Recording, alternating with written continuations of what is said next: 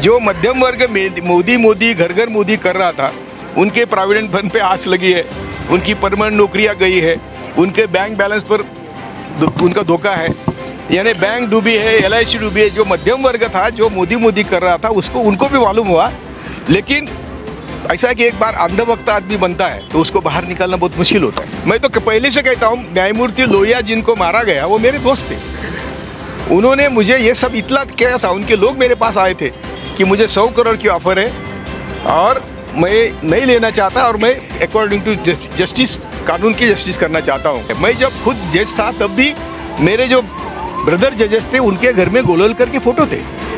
तो एक भाई RSS का प्रमुख होता है, दूसरा भाई IB का प्रमुख होता है। साहब, क्या लग रहा है वर्तमान हालात जो मुल्क के हैं, कैसे देख रहे हैं आप एक पूर्व जस्टिस होने के नाते? पहले तो मैं आप सबके सब सोशल मीडिया वालों को प्रणाम करता हूं कि आप आज देश की रीढ़ की हड्डी है। सभी गोदी मीडिया तो हमारे साथ नहीं है। आपने जो सवाल किया, देखो अभी जो किसान 4.5 महीने यहाँ बैठे हैं, उनकी प्रेरणा लेके कई आंदोलन देश में चल रहे हैं और दुनिया भर के लोग इनसे प्रेरणा ले रहे हैं। तो यहाँ जब आते हैं तो सुकून मिलता है कि मैं मेरे लोगों में आया हूँ, इसलिए मैं आता हूँ। और मैं बार बार बोल रहा हूँ, मैंने 2015 में पहला पुणे में कॉन्फ्रेंस लिया था और मैंने कहा था कि हमारे सभी दुखों की जड़ इस देश की मनुवादी व्यवस्था है और इसका कोई गंभीरता से सोच नहीं रहे, गंभीरता से नहीं सोच रहे हैं। क्योंकि हम जब गोलवलकर, सावरकर, अगर ये सावरकर और तिलक पढ़ेंगे तो हमको मालूम होगा, उनका कहना है कि हम देश के मालिक हैं, आर्यभट्ट ब्राह्मण देश के मालिक है और आप सब लोग हमारे गुलाम है। 2 जून की रोटी आपका अधिकार है। यहाँ तक हमारे देश को आज लाया गया है। अभी पब्लिक सेक्टर गया था, आरक्षण गया। सरकारी नौकरी 25-30 लाख खाली है तो भी भरते नहीं, वहाँ भी आरक्षण गया। तो पहले उन्होंने दलितों को हाथ लगाया, मुस्लिमों को हाथ लगाया, आदिवासी यानी ट्राइबल को हाथ लगाया और बाद में उन्होंने जब सब देश बेचना खत्म हो गया तो किसानी पर हाथ लगाया। क्योंकि किसानी में पूंजीवादियों के लिए इतने पैसा उपलब्ध होता है कि देखो अभी यदि इनके गोडाउन भरेंगे, गोडाउन बनाए इन्होंने, अंबानी ने, अदानी ने, तो वो क्या हमारी सेवा करेंगे? तो इसलिए आज किसानों ने जो काम किया, ये दुनिया में किसी ने नहीं किया। ये काम चल रहा है यहाँ। मैं सभी किसान नेताओं को विनती करता हूँ कि आपके बारे में बहुत गलत फहमियाँ फैलाई जा रही है कि 40 संगठन है, उसमें से 18 बोलते हैं कि हमको छोड़ जाना है और कुछ भी बातें फैलाई जा रही है। आप सबको विनती करता हूँ कि यदि आप हटेंगे तो सब देश मर जाएगा। आज प्रत्यक्ष अप्रत्यक्ष सभी देश आपके साथ जुड़ा हुआ है। हमारी आज हालत जो है ये सिर्फ 7 साल में हुई। स्वतंत्रता के पहले थी, स्वतंत्रता के बाद जो थोड़ा बहुत मिला, मैं नहीं कहता कोई भी पार्टी हरिश्चंद्र है, लेकिन हमें आज पहले संघ को हटाना है, मनुवादी विचारों को हटाना है पहले, और बाद में सभी पार्टियों को हम निपटा लेंगे। लेकिन आज की जो ज़रूरत है, तो मैं आपके माध्यम से सभी भारतवासियों को विनती करता हूँ, जो भी अनाज खाता है वो सब किसानों के साथ आना चाहिए। जब भी किसान पुकारे हम साथ उनके साथ आना चाहिए। और क्यों आना चाहिए? तो अभी देखो सब आगे, जो मध्यम वर्ग में मोदी घर घर मोदी कर रहा था, उनके प्रोविडेंट फंड पे आँच लगी है, उनकी परमानेंट नौकरियां गई है, उनके बैंक बैलेंस पर उनका धोखा है, यानी बैंक डूबी है, LIC डूबी है। जो मध्यम वर्ग था, जो मोदी कर रहा था, उसको उनको भी मालूम हुआ। लेकिन ऐसा कि एक बार अंधभक्त आदमी बनता है तो उसको बाहर निकालना बहुत मुश्किल होता है।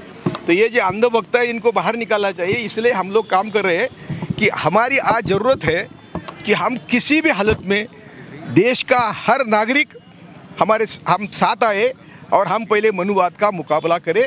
हम नहीं कहते कि हम कुछ मारामारी करनी चाहिए, हम कुछ तलवार लेनी चाहिए। हम कहते हैं कि संविधान के दायरे में अहिंसात्मक मार्ग से, जैसे किसान यहाँ बैठे हैं, वैसे देश के कोने कोने में हम सब लोग बैठना चाहिए और मनुवाद को विरोध करना चाहिए, संविधान का संरक्षण करना चाहिए। और इसीलिए आज देखो, संविधान कहता है कि हम सब बराबरी के हैं। किस में? सोशली, इकोनॉमिकली और राजनीतिक, यानी हम राजनीतिक स्तर पर, सोशल स्तर पर और आर्थिक स्तर पर भी सब एक होना चाहिए। एक संविधान का ध्येय है, यानी संविधान शोषण मुक्त समाज की निर्मित चाहता है। और हुआ क्या अभी 7 साल में? तो शोषण बढ़ा है, और इतना बड़ा है कि हम अभी 2 जून के रोटी को भी महंगे हो गए। इसलिए आपका मीडिया बहुत काम करता है।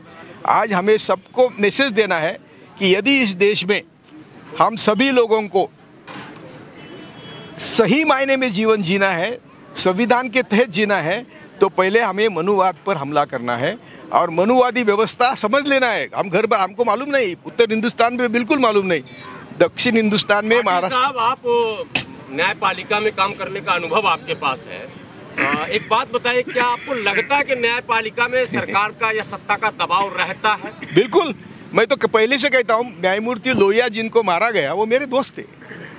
उन्होंने मुझे ये सब इतला किया था, उनके लोग मेरे पास आए थे कि मुझे 100 करोड़ की ऑफर है और मैं नहीं लेना चाहता, और मैं अकॉर्डिंग टू जस्टिस, कानून की जस्टिस करना चाहता हूँ। उनके जो लोग मेरे पास आए थे उनको मार दिया गया, वो भी जो मेरे पास आए थे उनको भी मार दिया गया। तो बोलने का मतलब क्या है? तो इन्होंने पहले लोहिया को मार के मैसेज दिया, 2015 की बात है, कि हमारी सुनो, 100 करोड़ ले लो नहीं तो मरो। चीफ जस्टिस बना गोगोई, मीटू लगा दिया। और भी कोई बातें थी। तो चीफ जस्टिस के पहले जो वो क्या बोलते हैं हिंदी में मालूम नहीं मुझे, वो शेर की बात कर रहे थे। 4 जजेस बाहर आए, जजेस चीफ जस्टिस के खिलाफ पत्रकार परिषद ली और सुप्रीम कोर्ट में दबाव आता है, इसलिए काम नहीं हो रहा है, ये खुद जजेस ने कहा। साहब, आपने कहा कि मनुवाद को खत्म करना पड़ेगा, संघ से लड़ना पड़ेगा, तो जो लड़ेगा कौन? यस, देश का जो मोस्ट बैकवर्ड है, जो 52% है टोटल आबादी में, वो तो संघ की और मनुवाद की शाखाओं में जा रहा है। वही तो बात मैंने बोला, एक बार जो भेजा सड़ाया, उसको दुरुस्त करना तो आपका काम है, हमारा काम है, और आप कर रहे हैं। मैं इसलिए तो आपको प्रणाम किया पहले कि आपका ही काम है। अभी गोदी मीडिया तो हमें मदद नहीं करेगा, ये काम हम सबको मिलके घर घर जाके करना पड़ेगा। इतना आसान काम नहीं, लेकिन ये किसानों के माध्यम से शुरू हुआ, इसलिए पहले किसानों को नमन, दूसरे आपको नमन, इसलिए मैं आता हूँ यहाँ। तो आपका सही सवाल है। और आपने जो कहा कि 7 साल में सुप्रीम कोर्ट ने क्या किया, देखो ना, 7 साल जब से सुप्रीम कोर्ट मोदी आया है, तो सुप्रीम कोर्ट ने एक भी ऐसा डिसीजन नहीं दिया कि जो गरीबों के हित में है, जो किसानों के हित में है, जो दलित पिछड़े के हित में है। अरे आरक्षण के बारे में सुप्रीम कोर्ट के जजेस पूछते हैं कितने दिन आरक्षण चलेगा, तो ये बेचारे सामाजिक साइंस में अनपढ़ है, इनको मालूम नहीं कि हमारे देश की हालत ऐसी थी कि आर्यभट्ट ब्राह्मणों को या मनुवादियों को 100% रिजर्वेशन था, कभी तक, आज तक है, आज भी है। और जिनको थोड़ा बहुत रिजर्वेशन मिल रहा है, ये रिजर्वेशन के खिलाफ सुप्रीम कोर्ट बोल रहा है।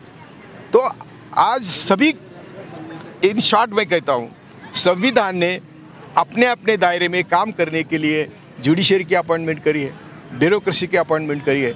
लोक प्रतिनिधि तो रहे नहीं, वो सब धन प्रतिनिधि है और ऑल क्रिमिनल्स है, वहाँ बैठे वो सब क्रिमिनल्स है। मैं बड़े जिम्मेदारी के साथ कहता हूँ, मेरे पास सब आंकड़ेवारी है। तो लोक प्रतिनिधि हमारे नहीं, जुडिशरी हमारे काम नहीं कर रही, और ब्यूरोक्रेसी तो आप जानते पहले से ही कभी काम नहीं करती थी। पर सुप्रीम कोर्ट ने उस समय सरकार का बचाव किया था, और अब जब मामला उजागर हो चुका है, तो क्या लगता है आपको? अरे यदि मेरे जैसा सुप्रीम कोर्ट में जज होता था, आज ही उनको कंटेम्प्ट की नोटिस देता। कंटेम्प्ट ऑफ कोर्ट किया है उन्होंने उस समय, जो कागज सुप्रीम कोर्ट के सामने लाए, लोहिया मैटर में भी और रफाल में भी झूठे पेपर कोर्ट के सामने लाए। क्या लाया था कि सीएजी रिपोर्ट आया है, राफेल का व्यवहार ओके किया है सीएजी ने, और फिर उसकी पार्लियामेंट में चर्चा भी हुई है। ये सुप्रीम कोर्ट का कहा जब तक ये कुछ नहीं हुआ था। तो इतना झूठा एफिडेविट देने वाले को कोर्ट ने आज अंदर लेना चाहिए था, और आज जब का इस्तेमाल करना चाहिए। बिल्कुल कर सकते हैं। मैंने लिखा है, मेरी पोस्ट लिखी है आज, कि यदि सुप्रीम कोर्ट उच्चतम न्यायालय आत्मपरीक्षण करेगा तो उनको फंसाया। देखो, बाबरी मस्जिद में भी सुप्रीम कोर्ट को फंसाया था। हर जगह सुप्रीम कोर्ट को धोखा देने वाले लोग ही आज सुप्रीम कोर्ट में बैठे हैं, मनुवादी लोग बैठे हैं। मैं जब खुद जज था तब भी मेरे जो ब्रदर जजेस थे, उनके घर में गोलवलकर करके फोटो थे। तो एक भाई आरएसएस का प्रमुख होता है, दूसरा भाई आईबी का प्रमुख होता है, एक पुलिस का प्रमुख दामाद होता है, तो ससुर आरएसएस का प्रमुख होता है। तो कौन किसका इन्वेस्टिगेशन करेगा? तो इसलिए हम सब लोगों को आपके माध्यम से घर घर मैसेज देना है कि आज हम इतने संकट में हैं कि ये संकट हम सब एक साथ आए बिना हम इसका मुकाबला नहीं करेंगे। पाटिल साहब, इस देश का लोकतंत्र जो है और संविधान जो है वो बचेगा कैसे? आपने जिन मुद्दों पर अभी रोशनी डाली है, लगता है भाई जब हर जगह वही लोग बैठे तो फिर लड़ी कैसे जाएगी? वही बात है। इसीलिए तो हमको सिर्फ रास्ते पर, इसीलिए मैं बार बार कहता हूँ ना कि किसानों ने रास्ता दिखाया है। सिर्फ हम रास्ते पर आके ही सरकार का काम मुश्किल कर सकते हैं। हमें ना जुडिशरी मदद करेंगी, ना ब्यूरोक्रेसी मदद करेंगी, ना IB CBI मदद करेंगी, कोई भी गवर्नमेंट संस्था हमें मदद नहीं करेंगी। हमें मिलिट्री के बच्चों का भी एजुकेशन करना पड़ेगा कि तुम्हारे बाप यहाँ मर रहे हैं और तुम हम पर लाठी चलाएंगे। हमारे पुलिस को भी हमको उनकी मदद मांगना चाहिए कि हम तुम्हारे कुछ लगते हैं और तुम्हारा खून एक है, तुम हम पर लाठी मारेंगे, तुम हमको पानी मारेंगे। तो ये सबको एजुकेट करना पड़ेगा। इससे तो देश जो वो गृह युद्ध की तरफ चला जाएगा। वो गया है। आज युद्ध नहीं हो रहा है, इसलिए नहीं हो रहा है कि उनके पास मिलिट्री है और वो तिकड़म में बहुत, भाजपा या मनोवादी तिकड़म में बहुत माहिर है। वो तिकड़म करते, अभी किसानों पर पत्थर फेंकना, यहाँ पत्थरबाजी हुई थी ना, तो ये जो करना है तो ये आंदोलनकर्ताओं को पहले वो निगलेक्ट करते हैं, उसके बाद उनको बदनाम करते हैं, उसके बाद उनको मारते हैं। तो तीनों भी प्रयोग उन्होंने किसानों के साथ किए, तो भी किसान डटे हैं। इसलिए मैं किसानों को नमन करता हूं, आपको भी नमन करता हूं। और आपने जो सवाल पूछे, ये सब देश के नागरिकों के मन में सवाल है। एक किताब आई थी सत्ता की सूली, आपको याद होगा? यस। और आपने जो इन्वेस्टिगेशन के ऊपर बात करी, पूरी किताब जो इन्वेस्टिगेशन से भरी हुई है। बराबर है। अभी बात हुई थी, मैं आपसे पूछना चाहूँगा, जिस टाइम सत्ता की सूली आई थी, जो छपी थी, जब आपने उसमें जो लिखवाया था, तो ये वो इन्वेस्टिगेशन इतनी बड़ी होने के बावजूद भी पब्लिक को आम नहीं पहुंच पाई और ना पब्लिक उसको समझ पाई, ना उसको वो पब्लिक को पढ़ने को मिली। तो ऐसी जब किताबें आती हैं, जबकि बहुत बड़ा मैं कहता हूँ बहुत बड़ा तैयार किया गया था इन्वेस्टिगेशन, मगर फिर भी लोग उसको नहीं समझ पाए या बता नहीं पाए लोगों तक। हम नहीं पहुँच पाए। वही सही मायने में मनुवाद घर में किसको मालूम है, और उत्तर हिंदुस्तान में तो बिल्कुल मालूम नहीं, आज भी नहीं मालूम। तो ये हमें काम करना पड़ेगा और ये काम हो रहा है। अभी किसानों के माध्यम से, आपके माध्यम से हो रहा है। हो नहीं रहा है ऐसा नहीं है, थोड़ा देर लगेगी, लेकिन ये जो काम हो रहा है, आप काम कर रहे हैं। किसानों का आंदोलन, सब लोग जुड़ना चाहिए और सब लोगों को जुड़ना अनिवार्य है और वो जुड़ेंगे। चलते आखिरी सवाल, इस देश का नाम भारत है या हिंदुस्तान? भारत। अरे बार हिंदुस्तान शब्द का सर प्रयोग करें। मैं कहा क्या? मैंने तो एक बार भी हिंदुस्तान नहीं करूँगा अपने, कभी किया मैंने? मैं कहता हूँ हमेशा, मैं राहुल गांधी को क्रॉस करता हूँ कि अरे तुम हिंदुस्तान क्यों बोलते हैं, भारत है। और दूसरी बात, हम भारत के लोग, हमारे बाबा साहब ने, अंबेडकर ने भारत हमको मालिक बनाया है। देखो तुम संविधान की शुरुआत क्या है, हम भारत के लोग हैं, तो हम भारत के लोग, हम भारत के मालिक है। तो कोई आयरा गहरा नहीं है। ये क्या देश मोदी के बाप का नहीं है या भागवत के बाप का नहीं है। सुनिए, तो जो देश की जनता रोजगार के लिए परेशान है, जो वक्त की रोटी के लिए परेशान है, मनुवाद से कैसे लड़े? तो वही मैं करता है। आज तक मेरी पद्धति क्या थी, मैं बताता हूँ। मैं लोगों को रास्ते पर ले आता, उनकी एक डिमांड लेके आता, सरकार को बोलता ये डिमांड पूरी करो नहीं तो हमें जेल में डालो। हमारे पास हजारों लोग होते हैं, सरकार जेल में नहीं डालती और हमें हमारी रिलीफ मिलती है। मैं किसानों को यही बोल रहा हूँ कि अभी बहुत दिन बैठे आप। एक और क्वेश्चन है, आपने जुडिशरी की बात की, जिनके खिलाफ ट्वीट करते हैं तो code of contempt of court हो जाता है, तो लोग कैसे बात करें फिर उनकी? कंटेम्प्ट होता है तो जेल जाएंगे। अभी जेल को, ये देखो, पहला एक संदेश, मैं 47 साल की उम्र में जब शिप छोड़ के बाहर आया था, मैंने पहला संदेश दिया था देश को कि हम जेल को नहीं डरेंगे, पुलिस को नहीं डरेंगे, मरने को नहीं डरेंगे। यदि ये 3 डर छोड़ दे तो हमें कोई रोक ही नहीं सकता। हमारा आंदोलन कभी ऐसे हो ही नहीं सकता। ठीक है सर, थैंक यू।